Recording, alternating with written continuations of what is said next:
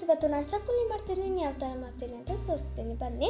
ನಾನು ಜಾರಿಗೆ 1 ಮೆಣಸು ಹಾಕೊಳ್ತಾ ಇದ್ದೀನಿ. ಆಮೇಲೆ ಉರಿ ಕಡಲೆ ಹಾಕಿ ಅದನ್ನು ಚೆನ್ನಾಗಿ ಗ್ರೈಂಡ್ ಮಾಡ್ಕೊಳ್ತಿದ್ದೀನಿ ಆಯಿತಾ.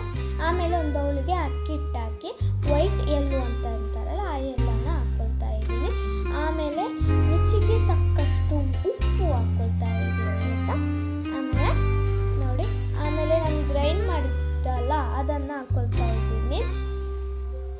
ಅದೇ ಆ ಕಡಲೆ ಎಲ್ಲ ಹಾಕಿ ನೋಡಿ,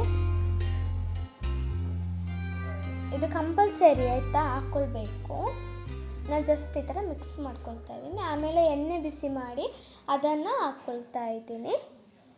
ಅದು ಗರಿ ಗರಿಯಾಗಿ ಬರೋಕ್ಕೆ ನೋಡಿ ಫ್ರೆಂಡ್ಸ್, ಅದನ್ನು ಜಸ್ಟ್ ಈ ಥರ ಮಿಕ್ಸ್ ಮಾಡ್ಕೊಳ್ತಾ ಇದ್ದೀನಿ.